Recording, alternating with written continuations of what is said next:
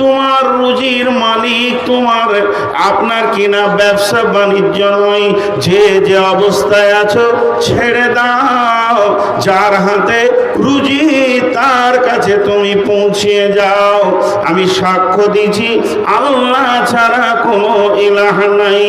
দ্বিতীয়বার সাক্ষী দিছি আশহাদু আন্না মুহাম্মাদার রাসূলুল্লাহ। আমি আরো সাক্ষী দিছি নবী মুহাম্মদ সাল্লাল্লাহু আলাইহি ওয়াসাল্লাম আল্লাহর প্রেরিত রাসূল। কেন এই সাক্ষীটা দিলাম? তুমি চাকরি ছেড়ে স্কুল থেকে মসজিদের দিকে বের হয়েছো, তুমি বের হয়েছো মাঠে থেকে, তুমি দোকান থেকে, ব্যবসা থেকে, চাষ থেকে, সবাই মসজিদের দিকে আসছো। তবে শুনে নাও, যে কেউ সিপিএম করো, কংগ্রেস করো, তৃণমূল করো, এসোসিয়েট করো, আরএসপি করো, আর কি করো, মসজিদের ভিতরে কোনো মতান্তর পথ মত এবং সেখানে কোনো দল চলবে না। ওখানে নামাজ হবে একমাত্র নবী মুহাম্মদ সাল্লাল্লাহু আলাইহি ওয়াসাল্লামের মতে, তিনার আদর্শে। এই পৃথিবীতে যদি তুমি কামিয়াবি দেখতে চাও, তুমি যদি সফলতা নিতে চাও, পৃথিবীর কোনো নিয়ম কানুন চলবে না, চলবে তো নবী মুহাম্মদ সাল্লাল্লাহু আলাইহি ওয়াসাল্লামের চলবে। হাইয়া আলাস সালাহ, এসো এসো তোমরা নামাজের জন্য এসো। হাইয়া আলাল ফালাহ, এসো তোমরা সফলতার দিকে এসো। এই নামাজের ভিতরে দুনিয়াতে সফলতা, কবরতে সফলতা, হাসরেতে সফলতা, পুলসিরাতে সফলতা, জাহান্নাম থেকে মুক্তির সফলতা। এ বিরাট সফল নিয়ে নামাজ এসেছে, ওর কাছে হাজিরি দাও। এবার আল্লাহু আকবার, আল্লাহু আকবার, আল্লাহ বড়, আল্লাহ বড়। তুমি মসজিদ থেকে বেরিয়ে যাও, লা ইলাহা ইল্লাল্লাহ, আল্লাহ ছাড়া কোনো মাবুদ নাই।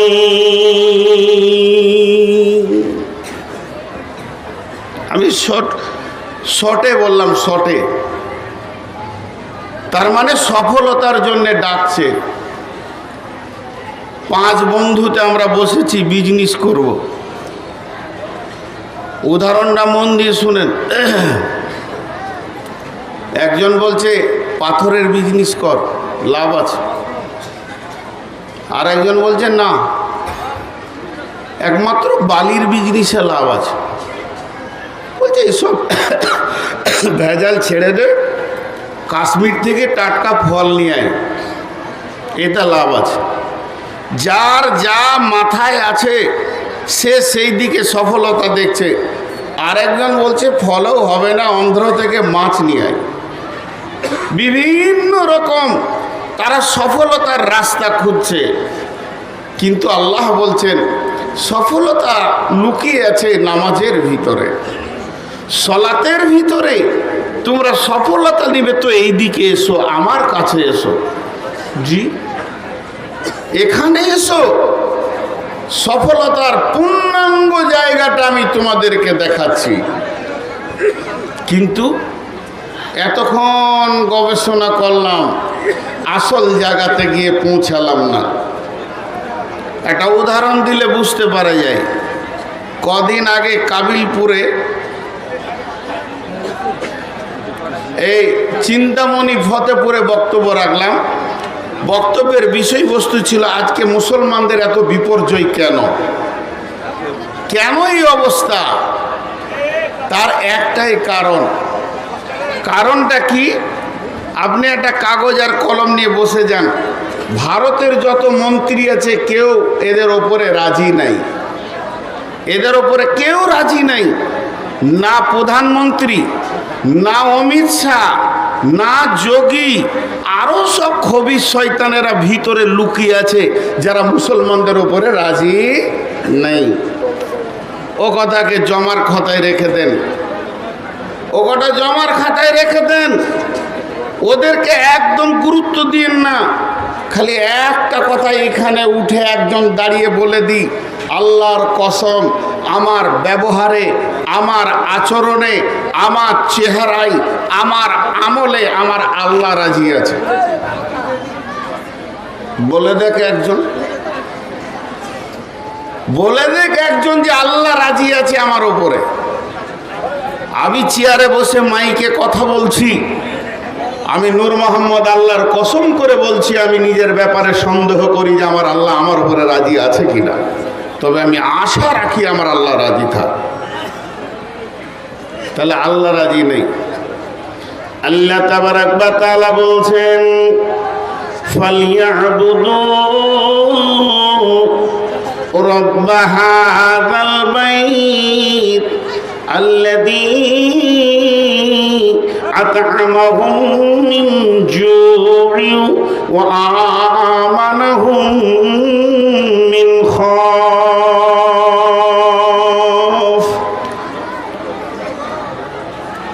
এইটা কাবাকে কেন্দ্র করে নাজিল হয়েছে, কাবা ঘরের দিকে। এখন আপনাদেরকে আমি একটা কথা জিজ্ঞেস করি, এই ঘরটা কি? মাদ্রাসা। এই ঘরটা কি? আরো কিছু। পাশের ঘরটা কার? আব্দুল সালামের। ওই ঘরটা কার? হবিবুর রহমানের। এই ঘরটা কার? সেলিম উদ্দিনের। সব ঘরের মালিকের নাম বলছেন আপনারা। একবার মসজিদের দিকে যদি আঙুলটা দিয়ে বলি, ঘরের মালিকের নাম কি? জোরে বলেন, ঘরের মালিকের নাম কি? এটা জোরে বলা হলো। ঘরের মালিকের নাম। এবার এই ঘরের দিকে আঙ্গুল তুলে আমি ওই আয়াতটা পড়ছি, ফালিয়াবুদু রাব্ব হাযাল বাইত আল্লাযী আত'আমাহুম মিন জু'ইন ওয়া আমানাহুম মিন খাউফ। হে শঙ্করপুর এলাকার লোক, জামিয়ার মাদ্রাসায় যতগুলি যুবক, বৃদ্ধ, নারী, পুরুষ জমা হয়েছে, আজকে আমরা এখানে এসেছি কেন? নিজের জিন্দেগিটাকে সফলতায় পৌঁছানোর জন্যে। আমি গাড়ে পড়েছি, আমি বেলাইনে আছি, আজকে আমি সফলতা নেওয়ার জন্যে এসেছি, নিজেকে বাঁচানোর জন্যে এসেছি।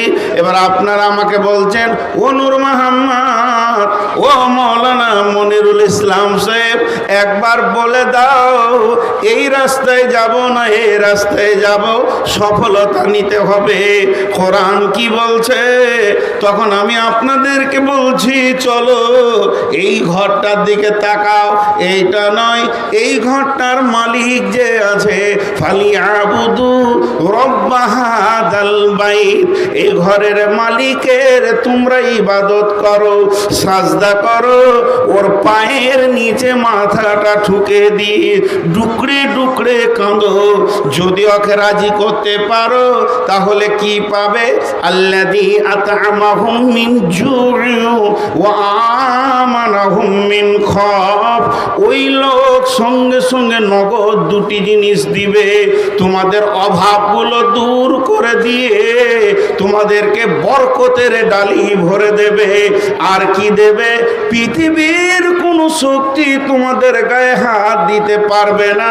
উনি আমান দেবেন, মানে নিরাপত্তা দেবেন। বলেছেন যে আমি তোদের নিরাপত্তার দায়িত্ব নিলাম।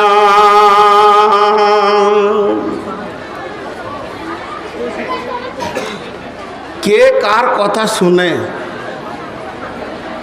আপনারা একটু বোঝার চেষ্টা করেন। আমার বড় ভাই আপনাদেরকে আল্লাহর কথাটা তর্জমা করে শুনিয়ে দিলেন, চল বাঁচবি, বিজেপি মারবে না, বজরং মারবে না, শিবসেনা মারবে না, তৃণমূলও তোর বিরুদ্ধে কিছু করতে পারবে না, কলকাঠিটা তার হাতে আছে, চোখে রাজি করে নি সবাই মিলে। তখন যুবকের দল বলছে, ছাড় ওর ভ্যাড় ভেড়ানি কথা, পার্টিতে ভালো করে জম, পার্টিকে দাঁড় করাতে হবে, তবেই জানে বাঁচবি। তৃণমূল যদি থাকে তাহলে মুসলমানদের রেহাই আছে, এটা বলা শিরকের কথা। একমাত্র আল্লাহ বাঁচাবে, কিন্তু ওটা কানে নিলাম না। একটা উদাহরণ দিলে বুঝতে পারবেন। উদাহরণ, 3 বন্ধুতে বোম্বাই গিয়েছে বেড়াতে। গোটা বোম্বাই 3টে হলো হাড় কিপটে মাল, টাকা খরচা করে না, হেঁটে হেঁটে বোম্বাই ঘুরছে, হেঁটে হেঁটে ঘুরে খালি দেখছে, এই দেখছে ওই দেখছে। রাত যখন 12টা তখন বলছে এবার শুই। কোথা শুবি? যেখানেই যেছে পুলিশে মারছে। তাহলে একটা হোটেলে যেতে হবে। একটা হোটেলে গিয়ে বলছে ভাই রুম খালি আছে, বলে বুকিং। আর একটা গেল বুকিং, বেজে গেল 1:30টা। হোটেলওয়ালা বলছে ভাই একটাই সিট খালি আছে, সেটা হলো প্রায় 50 তলা উপরে, লিফটটা খারাপ। ওখানে যদি চাবিটা লেন দিতে পারবো, ওখানটা দিতে পারবো, হলো ভাড়া যাই হোক দেবেন, যেটা মন যাবে দেবেন, থাকবেন। 3 বন্ধুতে বলছে উঠতে যা সময় লাগবে, একবারে বেলা 3টে পর্যন্ত ঘুমিয়ে নিয়ে শোধ করে নিব। আর ভাড়া তো যা ইচ্ছা। 2 জন গল্প বলছে উঠছে, গল্প বলছে উঠছে। আর মাঝে একটা তোতলা আছে, তোতলা, ও খালি মাঝে মাঝে বলছে শোন শোন বলছে। তখন এরা 2 জন বলছে চুপ, আবার গল্প, আবার গল্প, আবার গল্প। আর এই যখনই বলছে শোন চুপ, এর কথা লেই না। এই করতে করতে 69 তলা চলে গেছে, আর 1 তলা আছে। সিঁড়ির কোণে দাঁড়িয়ে লম্বা লম্বা নিঃশ্বাস নিচ্ছে, দিয়ে বলছে আচ্ছা তোতলার কথাটা একবার শুনি, বল। বলছে শোন, চাবি আনা হয় না। এতক্ষণে শুনলি বাপ, এতক্ষণে শুনলি রে, চাবিটাই আনতে ভুলে গেছে। আল্লাহ তাবারক ওয়া তাআলা বলছেন তোদের সফলতা পৃথিবীর কোন রাজনৈতিক দল দিতে পারবে না। তোদেরকে শান্তি দেবে কে? তোরা শান্তি পাবি কোথায়? ওয়াদাল্লাহুল্লাযীনা আমানু মিনকুম ওয়া আমিলুস সালিহাতি লা ইস্তাখলিফান্নাহুম ফিল আরদি কামা ইস্তাখলাফাল্লাযীনা মিন ক্বাবলিকুম। একটু ধ্যান দি কথাটায়, আপনারা আমার সঙ্গে উত্তর দেন। গোটা কোরআনে একটা মিথ্যা আছে, আস্তাগফিরুল্লাহ, একটা জের যাবার ভুল আছে। আল্লাহ একটাও, বলতে লজ্জা লাগছে কিন্তু বোঝানোর জন্য বলছি, কোনো ভুল কথা বলেছেন কোরআনে? জি না, সব ঠিক। এবার বলেন, আমি ওয়াদা করলাম আজকে জালসায় আসব, এই ওয়াদাটা আমি রক্ষা করেছি না আল্লাহ আমাকে তৌফিক দিয়েছেন? আল্লাহ তৌফিক দিয়েছেন। আল্লাহ যদি তৌফিক না দিত তো রাস্তায় পড়ে থাকতাম। তাহলে মানুষ যে যা ওয়াদা করবে তৌফিক চাইতে হবে আল্লাহর কাছ থেকে, সাহায্য চাইতে হবে সেটা পুরা করার জন্য। কিন্তু আল্লাহ যদি ওয়াদা করেন, জোরে বলেন, আল্লাহ যদি ওয়াদা করেন, আল্লাহ কি কারো কাছে তৌফিক চাইবে? না, আল্লাহ নিজেই সক্রিয়। আল্লাহর ওয়াদা ফেল হবে এরকম মনে হচ্ছে কাউকে? এতটি লোক একজন হাত তুলে বলেন যে হ্যাঁ আল্লাহর ওয়াদা ফেল হতে পারে। হবে না। সেই আল্লাহ কি ওয়াদা করছে দেখেন, ওয়াদাল্লাহুল্লাযীনা মিনকুম ওয়াদাল্লাহুল্লাযীনা মিনকুম। আল্লাহ তাবারক ওয়া তাআলা বলছেন আমি তোদের সঙ্গে ওয়াদা করছি রে, যিনি আমাদের মাবুদ, যিনি আমাদের রব, যিনি সত্যর সত্য, মহাসত্য, তার উপরে সত্য কিছু নাই, সত্যের শেষ আল্লাহ। সে রব বলছেন ওয়াদাল্লাহুল্লাযীনা মিনকুম ওয়া আমিলুস সালিহাতি। রে মুসলমান, তোরা ভালো আমলে ঢুকে যা। যখনই তোরা ভালো আমলে ঢুকে যাবি, যখনই তোরা তওবা করে নিবি, 100-তে 100 জন মসজিদের ভিতরে ঢুকে যাবি, তা আমি কি করব?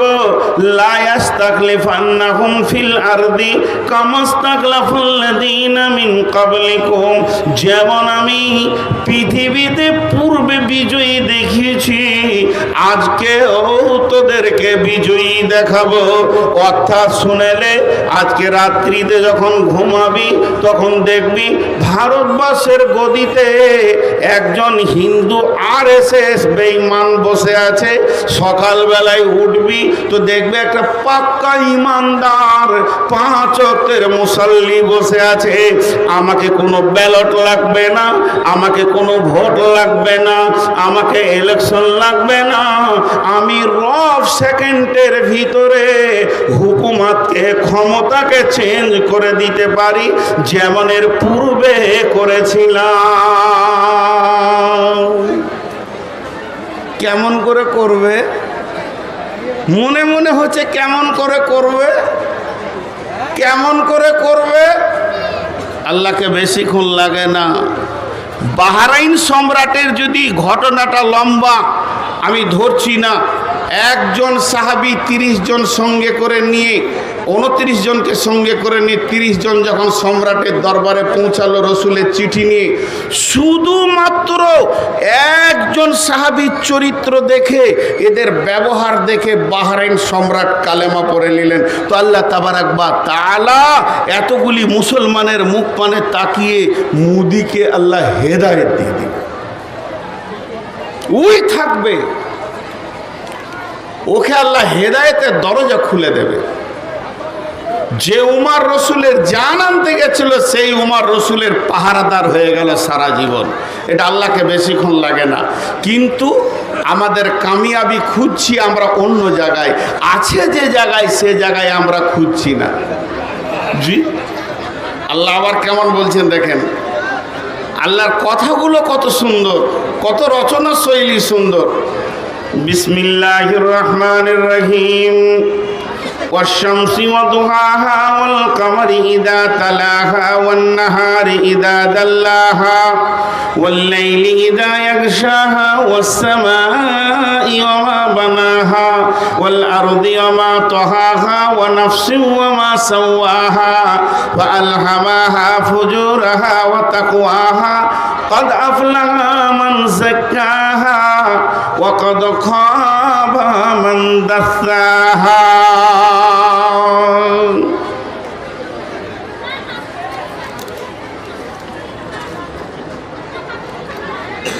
এরা বসছে না কেন? আহা, না গরম পানি তো জাহান্নামে। আসলে এদেরকে ওর আব্বা বলেছে বসবি না রে বাপ, বংশ পরিচয় নষ্ট হয়ে যাবে। তোর দাদাও বসেনি, আমি কোথাও বসিনি, তুইও বসবি না। বংশ ঠিক রাখতে হবে। দাঁড়িয়ে থাকেন। কথাটা দেখেন, ইনি আমার অনেক মহব্বতের মানুষ, ওনাকে দিয়ে উদাহরণটা দিচ্ছি। উনি আমাকে বলছেন যে নূর মোহাম্মদ ভাই, আপনি 2টা মিষ্টি খান, আর আমি সুগারের রুগী। ঠাট্টা করছেন আমার সঙ্গে। তো আমি বললাম যে না, খাবো না। আবার বলছে 2টা খান। তখন একটু রেগেছি হালকা, বললাম তো খাবো না। উনি আমাকে রাগাবার জন্য বলছেন না 2টা খান। তখন আমি রেগে যে বললাম, বলছি আমি সুগারের রোগী, আমি মিষ্টি খাবো না। সাউন্ডটা একটু বাড়লো, কিন্তু উনি খুব চিঠি মার বলছে এখানকার রসগোল্লা ভালো, 2টো খান। রেগে বললাম তো খাবো না, বারবার বিরক্ত করেন কেন? দিয়ে এবার আমি কসম খাচ্ছি, আল্লাহর কসম, আমি আজকে এখন এই টাইমে রসগোল্লা খাবো না। উনি বুঝে নিয়েছেন যে মাল খুব রেগেছে, কসম খেয়েছে। জি, বুঝতে পেরেছেন? এরপরে আবার বলছেন তাহলে 2টো খান। তখন আমি রেগে একসাথে কটা কসম করছি, আল্লাহর কসম, আল্লাহর কসম, আল্লাহর কসম, আল্লাহর কসম, আল্লাহর কসম, আল্লাহর কসম, আল্লাহর কসম, আল্লাহর কসম, আল্লাহর কসম, আল্লাহর কসম, আল্লাহর কসম, আমি খাবো না। কটা কসম খেলাম? 11টা। কটা? কেন 11টা কসম খেলাম? মানুষ কখন 11টা কসম খায়? কখন ঘন ঘন বলে আল্লাহর কসম, আল্লাহর কসম, আল্লাহর কসম? এটা কখন বলে? কথাটা বোঝাতে পারলাম? একবার হা না বলেন, বোঝাতে পারলাম?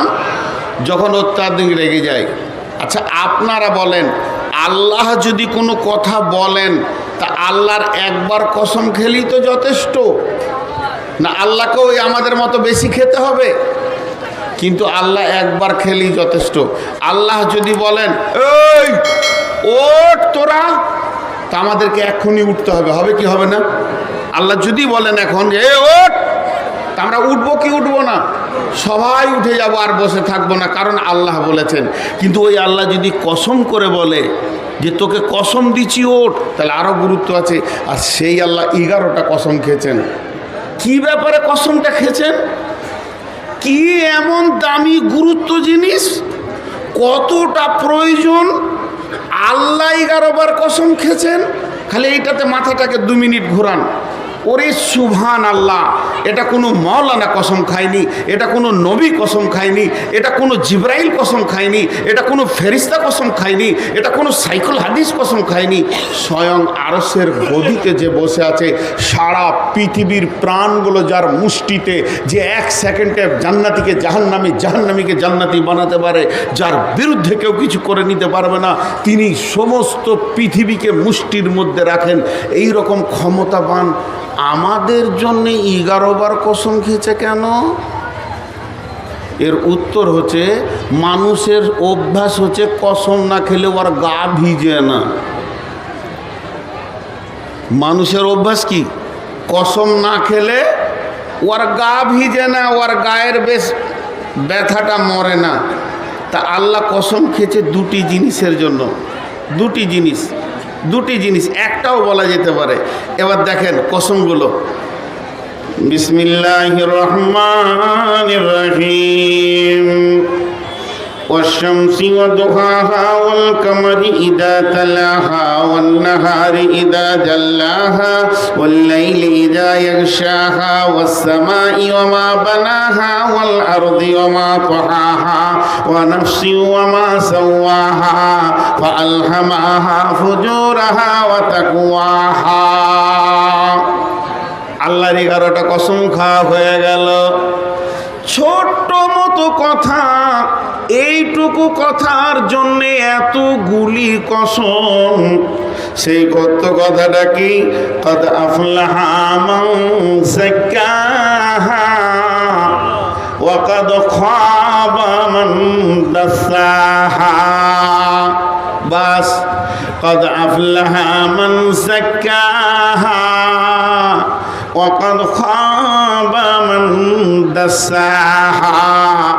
আল্লাহ এতগুলি কসম, এত লম্বা কসম, এত মজবুত কসম, এত রাগান্বিত কসম, এতগুলি কসমের পর মাত্র 2টি ছোট কথা বললেন। 1 নম্বরে বললেন যে লোকটা পাক হবে, পাক মানে পবিত্র থাকবে, সে সফলতা পেয়ে যাবে। আর যে লোকটা না পাক থাকবে, ওই লোকটা ফেঁসে যাবে, ওই লোকটা একদম বিপদে পড়ে যাবে, ও সফলতা পাবে না।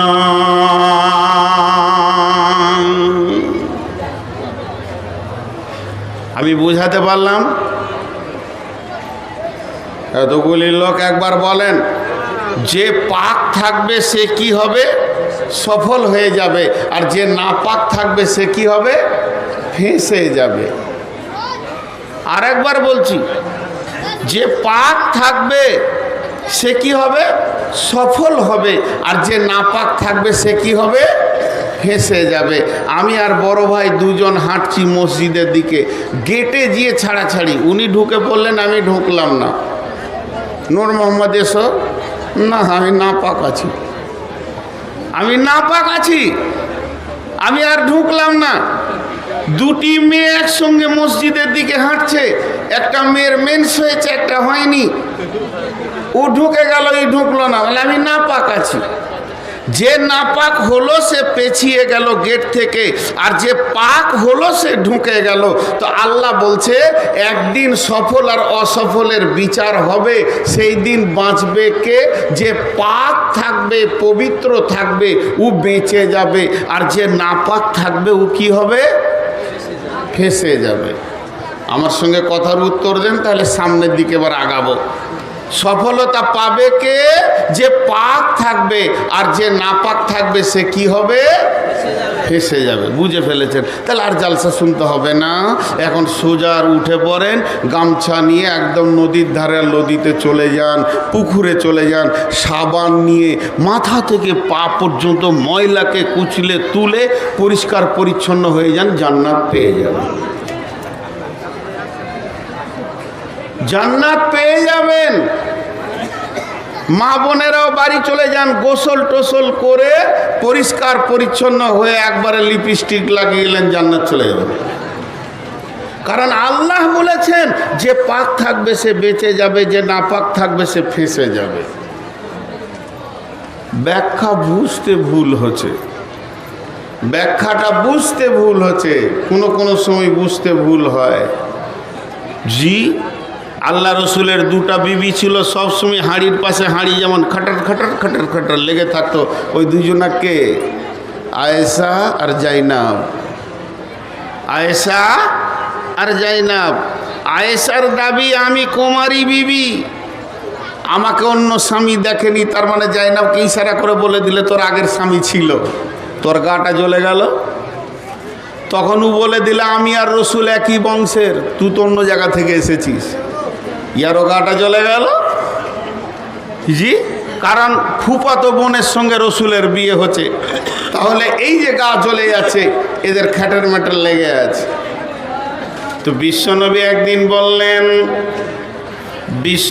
একদিন বললেন যার হাত বড় হবে, বিবিদের মাঝে বললেন যার হাত বড় হবে সে আমি মরার পরে পরে তার সঙ্গে আমার প্রথম মোলাকাত হবে, তার সঙ্গে আমার প্রথম দেখা হবে আমার বিবিদের ভিতরে। তার সিরিয়ালটা এমন লেগে যাবে, আমি নবীর মোলাকাতে সে প্রথম চলে যাবে। যতটি বিবি ছিল তার মধ্যে জাইনাব ছিল একটু শর্ট সাইজের, একটু শর্ট। আয়েশাও কি বলছে, জাইনাব আয় হাতটা মাপি। আচ্ছা, ওর জানটা চলবে না, ও দেখছে যে শর্ট, আর ওকেই বলছে তোর হাতটা মাপি।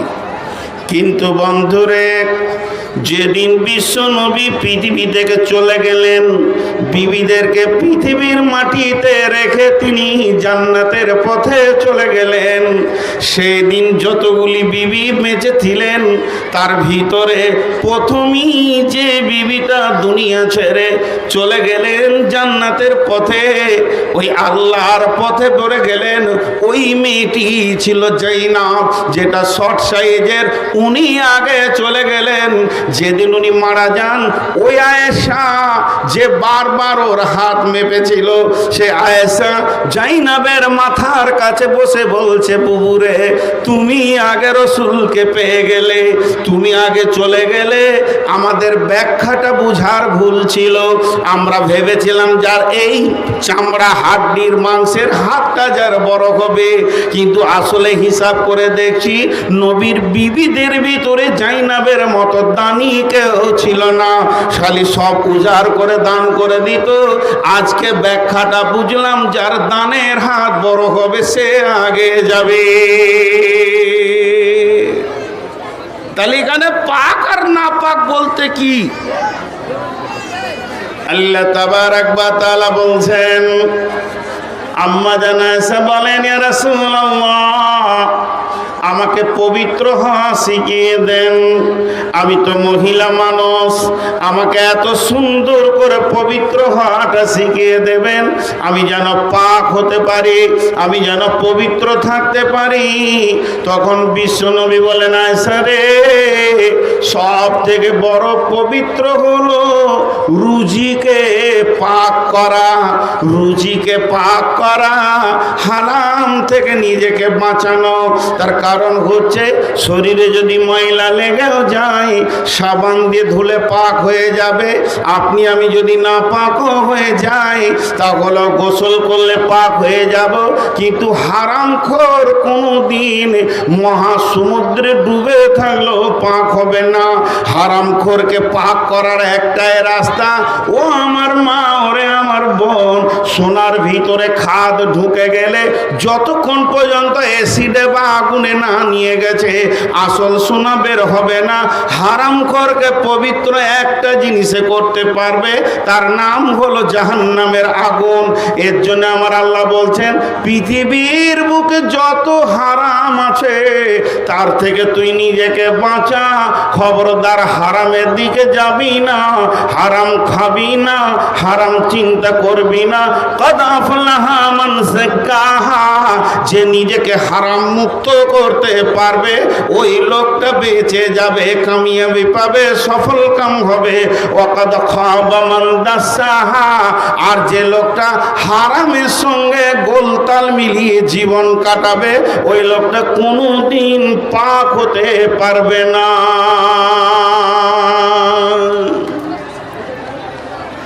কথাটা বোঝাতে পারলাম? আরে হ্যাঁ না বলে না? সুদ খোয়া হালাল না হারাম? হালাল। মাশাআল্লাহ, এই গাঁয়েই বাস করবো রে ভাই। আপনি এগুলো শিখাচ্ছেন নাকি? দেখেন ভালো মৌলবি পেয়েছেন আপনারা। সুদ খোয়া, সুদ খোয়া হারাম। তো সব থেকে বড় সুদখোরের নাম হচ্ছে হজরতে আব্বাস রাদিয়াল্লাহু তাআলা আনহু, রসুলের নিজের চাচা। আরবে এত বড় সুদখোর আর কেউ ছিল না, বুঝছেন? কিন্তু হজরতে আব্বাস যখন কালেমা পড়লেন, নিজেকে পবিত্র করতে গেলেন, রাসূলুল্লাহ সাল্লাল্লাহু আলাইহি সাল্লামের কাছে তৌহিদের পানিতে গোসল করতে গেলেন, তো উনি আল্লাহ রসুলের কাছে কালেমা পড়লেন, আশহাদু আল্লা ইলাহা ইল্লাল্লাহু ওয়া আশহাদু আন্না মুহাম্মাদান আবদুহু ওয়া রাসূলুহু। কালেমা পড়া হয়ে গেল।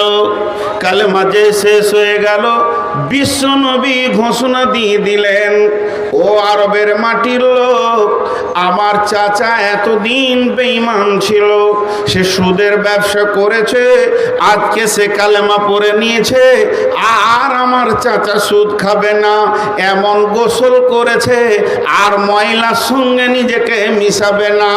অতএব তোমরা যারা আমার চাচার কাছে টাকা ধার নিয়েছো সুদের ওপরে, তারা আজ থেকে শুনে নাও, তোমাদেরকে আর সুদ লাগবে না, শুধু আসলটাই দিলে হয়ে যাবে। এই ঘটনা যখন বিশ্বনবী বলে দিলেন আরবের লোককে, তখন একজন দৌড়ে গিয়ে বলছে, ও আব্বাস, তুমি কি বড় লস করলে আব্বাস, তোমার ভাতিজা, তোমার ভাতিজা, তোমার ভাইপো, তোমার ভাস্তা এমন ঘোষণা করে দিল মজলিসে, আমার চাচার আর সুদের টাকা লাগবে না, তোমার তো লাখ লাখ টাকা লস হয়ে গেল।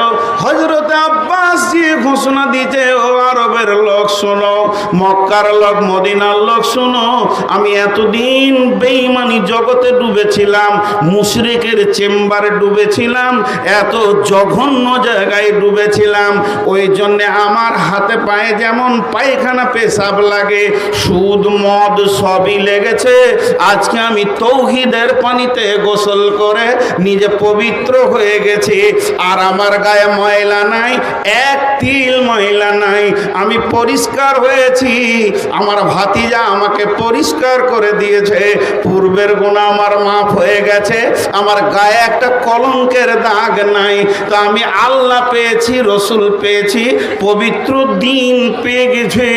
এই খুশিতে আমার ভাতিজা যে ঘোষণাটা করেছে সুদ লাগবে না, আসলটা লাগবে, যোগ্য ভাতিজা ঠিক কথা বলেছে, তবে আমি আর একটু অফার দিছি, আমি আসলটাও মাফ করে দিলাম। ঈমান আনার সঙ্গে সঙ্গে কাজ কেমন? তাহলে বলেন, এদের সাবানটার ভিতরে কয়লা ছিল না, কাপড় কেচেছে, কাপড় সাফ। আর আমি নামাজি, আমি পরেশগার, আমি আলদাবাই, আমি মিথ্যা বলি, আমার সুদের ব্যবসা আছে, আমার এনজিও আছে, আমার অনেক গ্রুপের সঙ্গে টাকা দেওয়া আছে মা বোনেদের, অথচ ও নামাজি। আচ্ছা বলেন, ও পবিত্র আছে? সাদা কাবরে পেশাব পায়খানা সব কিছু লেগে আছে। আল্লাহ বলছে তুই ফেঁসে গেছিস, হয় পরিষ্কার সাদা হ আর না হয় ময়লা নিয়ে থাক। আপনাদেরকে বোঝাতে পারলাম? আমি এতক্ষণ কি বুঝালাম? টোটাল আমার বক্তব্য আমি 1 ঘন্টা দিয়ে ফেলেছি। 1 ঘন্টায় আপনাদেরকে কি দিলাম? যদি এখন জালসাটা বন্ধই হয়ে যায় বা আমি মারা যাই, আগামী কাল সকালে আপনার বিআই আপনাকে ফোন করে বলবে ভাই জালসাটা হলো? বলে হ্যাঁ হয়েছে। ভাই নূর মোহাম্মদ এসেছিল? বলে হ্যাঁ এসেছিল। তো মারাই গেল। তো উনি বক্তব্য রেখে গেছেন মাত্র 1 ঘন্টা। 1 ঘন্টায় আপনি কি পেয়েছেন? আপনি বলবেন আমি 1 ঘন্টা তো ওনার কাছ থেকে একটা জিনিস পেয়েছি। আল্লাহর কাছে যদি সফল পেতে হয় তো নাপাক হারাম থেকে নিজেকে বাঁচাতে হবে। যে হারাম থেকে বাঁচবে সে সফলতা পেয়ে যাবে। আর সফলতাটা কত গুরুত্ব, সফলতাটা কত গুরুত্ব, সফলতাটা কত গুরুত্ব, সফলতাটা কত গুরুত্ব। ওহি বন্ধ হয়ে গেছে, নতুন হাদিস তৈরি হচ্ছে না, কিন্তু আল্লাহর তরফ থেকে সফলতার ডাক প্রতিদিন 5 বার চলছে। চলছে কি চলছে না? এরা হ্যাঁ না বলে না। আর ওই বেটা ছেলেটি ওই দিকে দাঁড়িয়ে আছে, তোদের শাশুড়ি ওই দিকে আছে নাকি রে? বেয়াদবের দল, পানি খায় আছে বলে। বাস আর কতক্ষণ? 10 মিনিট নাকি? আমার কতক্ষণ? তার কতক্ষণ? ওগুলো বকেন না তো। আর কতক্ষণ? আমাকে তো দুটো কালেকশনও করতে হবে। সময়টা বলবেন তো সেরকম করে হবে। দেখেন উঠছেন কে? ওই মিয়া বইয়াসান বাংলাদেশের ভাষা। জি বসেন বসেন। হ্যাঁ কি হলো? ওরা বসবে না। বসিয়েন না ভাই, হাতগুলো ধরে বলছি। যদি বসে যান তো আপনাদের মান সম্মান চলে যাবে, কারণ আপনার বাপ দাদারা জীবনে বসে নেই। ওই মোবাইলওয়ালা তুই আগে বস। আর এখানে মোবাইলওয়ালারা এমন করে মোবাইল দিয়েছে, সাবুদ্দিন এটা মোবাইলগুলো এদিকে আনতে আনতে কত দূরে এনেছে, এখানে রাখলেই হতো। আর বলবো না কিছু। জি আপনারা আমার সঙ্গে 2-3টি প্রশ্ন করে আমি জানবো যে এত দূর কি বুঝলেন। সফলতার ডাক বন্ধ হয়েছে? বলেন বন্ধ হয়েছে? আর যে নিজেকে সমস্ত হারাম থেকে মুক্তি করতে পারবে সে বেঁচে যাবে, সফলতা পাবে। আর যে গোলতাল মিলিয়ে থাকবে ও পাবে না। এই পর্যন্ত বক্তব্য হলো। জি 11টা থেকে 1:30 না আর আধ ঘন্টা ওইদিকে না একটা আছে না ওইখানে 15 মিনিট চলে গেছে। না 15 মিনিট যায় না, এরম করিয়েন না। তাহলে এটাই শেষ বছর আপনাদের সঙ্গে। মানে আমি একটা সুগারের রুগী, 480 সুগার নিয়ে বকছি, আর এই টেনশনগুলো নেবো না। পরিষ্কার কথা। 2.5 ঘন্টা অত আমার বাপেরও দম নাই যে 2.5 ঘন্টা আপনাদের এখানে বকতে আসবো। 2 ঘন্টা 1.5 ঘন্টা এই সব জায়গায় বকলাম এবছর 1.5 ঘন্টা। হ্যাঁ না পারবো না 2 ঘন্টা। মেশিন লয় মানুষ। চাপ সৃষ্টি করবেন না, পেছন থেকে বলে দিচ্ছি। তাহলে আপনারা কি হলো? জি বলেন, কিছু বলছেন? আপনাকে জিজ্ঞেস করছি, কিছু বলছেন? আমাদের কমিটি 11 থেকে 1 করেছে, 2 ঘন্টা। বলেন তখন আচ্ছা আপনারা বসেন, সকলে একবার বলেন সুবহানাল্লাহ, আলহামদুলিল্লাহ, ওয়ালা ইলাহা ইল্লাল্লাহ। তো এতদূর যা বকলাম সফল অসফলের কথা বললাম। তাহলে আমরা সকলেই নিয়ত করি সফলতা লিব ইনশাআল্লাহ। মাঝে একটা দাওয়াত আপনাদেরকে দিই, 30 সেকেন্ডের মতো বা 1 মিনিটের মতো, এটা বক্তব্যের বাইরে। কারণ রাসূলুল্লাহ সাল্লাল্লাহু আলাইহি সাল্লাম রমজানের 6 মাস আগে থেকে দাওয়াত দিতেন এবং রমজানের প্রস্তুতি নিতেন। আমাদের রমজান আর খুব বেশি 28 দিন মতো আছে নাকি, 1 মাস নেই। তো সকলকে আমি রোজা রাখার দাওয়াত দিচ্ছি এবং আমিও রোজা রাখবো। আল্লাহ আমাদের প্রত্যেককে রোজা রাখার তৌফিক দান করুন। রোজা রাখবো ইনশাআল্লাহ, জোরে বলেন ইনশাআল্লাহ। স্বতঃস্ফূর্তভাবে খুশিতে রোজা রাখবো ইনশাআল্লাহ। যে রোজা রাখবেন না হাত তুলেন।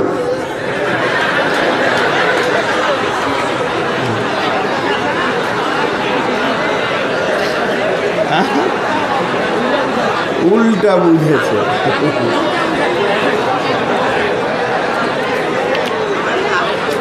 জি ইনশাআল্লাহ রোজা রাখবো। বাস এটাই আমার ছিল আপনাদের কাছে রোজার দাওয়াত। আপনারা আমার জন্য দোয়া করবেন যেন আমি সুস্থ হালে ভালোভাবে রোজা রাখতে পারি। আপনাদের জন্য আমি দোয়া করব যেন আল্লাহ আমাদের প্রত্যেককে সুস্থ হালে সুন্নতে রসুলের উপরে আমার নবী যেমন করে রোজা রেখেছেন ওইরকম রোজা রাখার তৌফিক দান করুন। আল্লাহুম্মা আমিন।